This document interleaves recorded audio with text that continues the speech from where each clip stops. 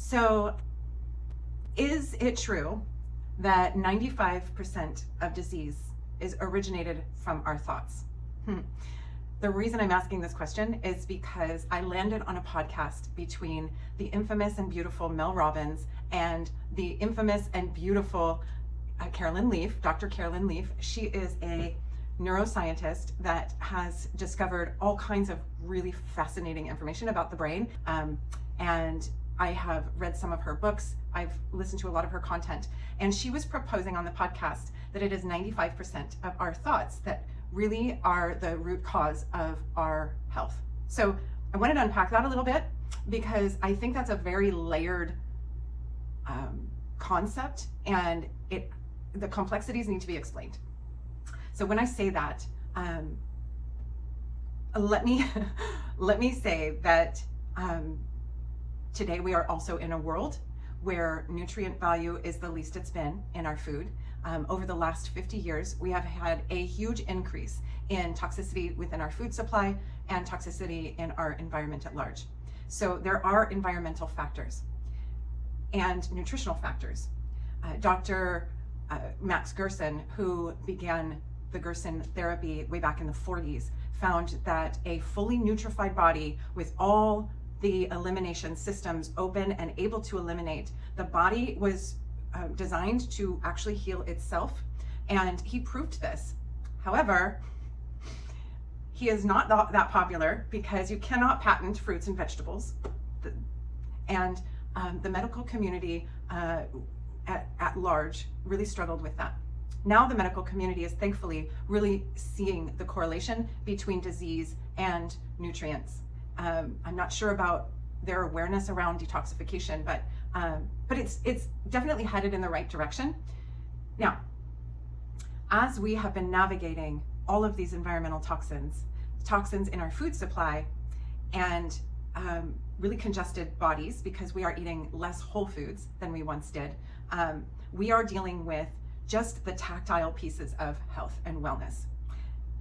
And then also, how do thoughts play into that? Well, we know that our body is responding to our thought life.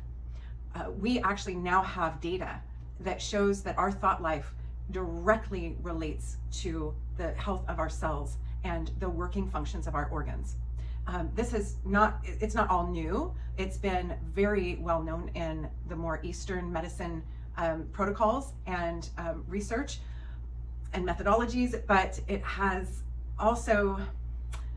there is also something to be said for just looking at the new research that's coming out that talks about or really validates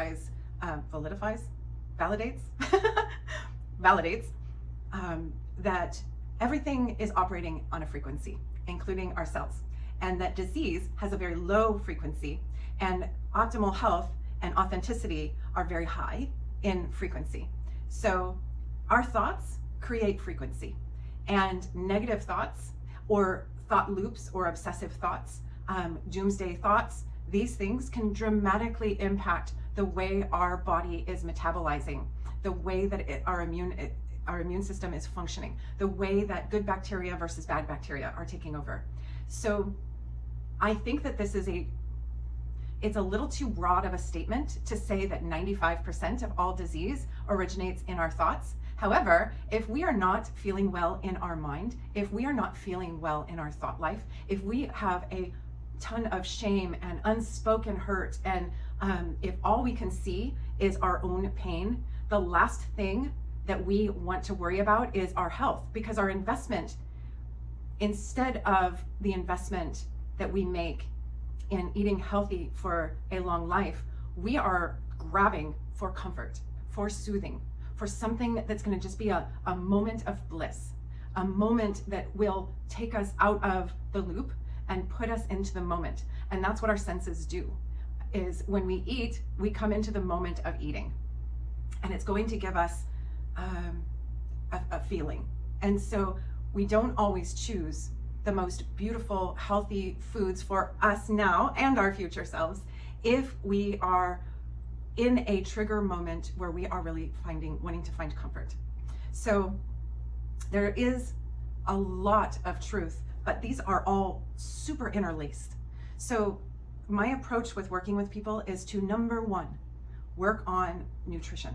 Because when we begin to work on nutrition, we automatically feel lighter and a little bit happier. Minerals in the body begin to calm the central nervous system. And the minerals come from a saturation of dark leafy greens and lots of fresh foods.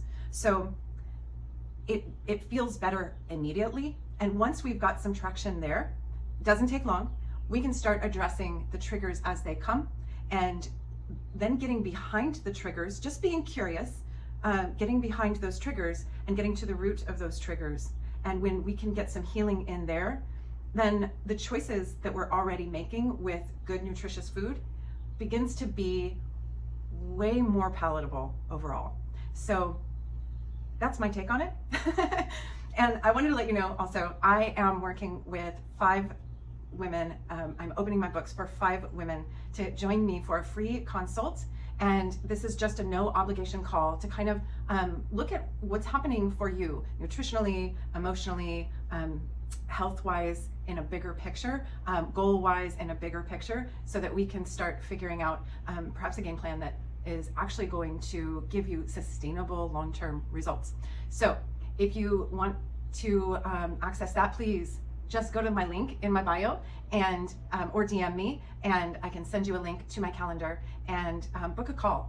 It's low-key, and my heart is to help as many women as possible. This doesn't come from a vacuum. I have found a great deal of freedom for myself through these methods as well, and I want to share it because you're beautiful and you are worth it. So thanks for listening, and I will talk to you soon. Bye.